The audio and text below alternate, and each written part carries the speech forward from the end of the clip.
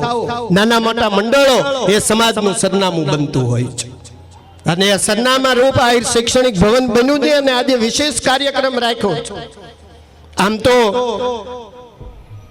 મારી વાતની આજે શૈક્ષણિક ભવનની આખી રૂપરેખા બાંધી હતી, હજી મારી વાતની શરૂઆત તો થઈ જ નથી। એ પહેલા મંચ ઉપર બેઠેલા મહાનુભાવો, સામે બેઠેલા બધા વડીલો, માતા બહેનો, બધાને નતમસ્તક વંદન કરું છું કે કદાચ મારા કરતા વિચારોથી, બુદ્ધિ ક્ષમતાથી તમે સમૃદ્ધ હશો। હું જે અહીંથી રજૂ કરવાનો છું એ વિચારો તમારા મનમાં પણ ચાલતા હશે કે હું કોકને કહી આવું, હું કોકને કહી દઉં, આવું તમારા મનમાં પણ ચાલતું હશે। પણ સમયના તકાદા રૂપે છેલ્લા 5 વર્ષની અંદર સમાજની તાસીર જોઈ, સમાજની અવનવી ઘટનાઓ જોઈ, સમાજની અવનવી પીડાઓ જોઈ અને એના મંથનના ભાગ રૂપે આજે મને મન થયું કે સમાજની વચ્ચે આ બધી ચર્ચાઓ થવી જોઈએ અને એના સોલ્યુશનનો વિચાર પણ થવો જોઈએ। એટલે આપ સૌ વડીલો બુદ્ધિશાળી છો, અમારા માર્ગદર્શક જો ક્યાંક ને ક્યાંક આપણા મુખ્યથી સાંભળી અને પણ અમે લખ્યું હશે કે આ કેવું જોઈએ સમાજને, આ ન કરાય ને આ કરાય। શરમ કોકે તો મૂકવી પડશે ને કહેવા માટે, કોકને તો ક્યાંકથી પાછા વાળવા માટે કહેવું પડશે ને। કીધેલું હશે તો 5 ઘેર દીવો પ્રગટશે, 5 ઘેર વિચાર આવશે। એવા પગલા ભરતા પહેલા એને યાદ આવશે કે ઓલા ભાઈ કઈક જાહેર મંચ ઉપરથી આવું કહેતા હતા, હાલ હું પીડિત છું તો એની પાસે જાવ, મને કઈક રસ્તો મળશે।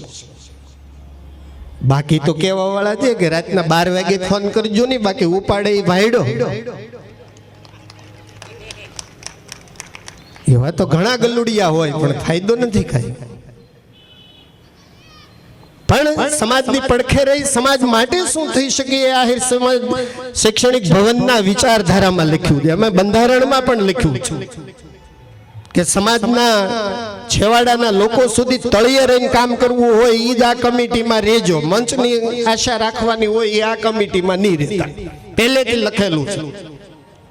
એટલે કેટલીક વાતો આપના સમક્ષ આપની સૌની પરવાનગી લઈ અને રજૂ કરવી જોઈએ તો મારી વિનંતી છે કે આપ સૌ હાથ ઊંચો કરી અને મારી કેટલીક વાતો રજૂ કરવા માટેની પરવાનગી આવજો। જય દ્વારકાધીશ।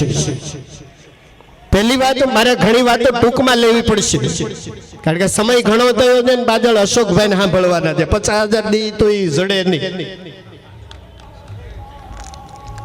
આ તો નસીબ આપણા સૌનું કે ધુર સુરતની ધરતી ઉપર આ બધા એક જ મંચ ઉપર લલિતભાઈ, તમે શું માનો પદ્મશ્રી નું ફોર્મ ભર્યું એટલા એવોર્ડ એની પાસે છે, લલિતભાઈ બલદાણિયા પાસે। આવનારા સમયમાં આહિર સમાજનો પદ્મશ્રી એવોર્ડના માટે નોમિનેટ માટે એણે ફોર્મ ભર્યું છે એટલા એની પાસે ભારતના એવોર્ડ છે વક્તા તરીકેના। ઉભા થાવ લલિતભાઈ, જો આ સમાજ માટે કામ કરવાની લાગણી જુઓ, ગમે ત્યાં બેસાડો ત્યાં બેસી જાય, આવું સરળ વ્યક્તિત્વ, નતર એ હકીકતે મંચના મહેમાન છે। પણ આજે મારો સમાજ ભેગો થયો છે ત્યારે કેટલીક વાતો કે કહેવાય કે ધરાબિન ધાન ન ઉપજે અને કુલબિન મારું ન હોય, એ તો જેસલ જખરા નિપજે જેની માં હોથલ પદમણી હોય। એ તો થયેલમાં જ થાય, બીજે ન થાય ક્યાંય। ઘણા અશોકભાઈની જેમ મોટિવેશનલ સ્પીકર નીકળી પડે પણ સાચી વાત રજૂ ન કરી શકે, એ બનાવટી વાત રજૂ કરે, લખેલી વાત રજૂ કરે, પ્રેક્ટિકલી વાત રજૂ કરે। પણ અશોકભાઈ એક એવો સિતારો છે કે જે હોય એ સામે કે બકા તારે આ ન કરાય ને આ કરાય, અશોકભાઈ કે એમને પણ તાલીઓના ગડગડાટથી વધારું છું।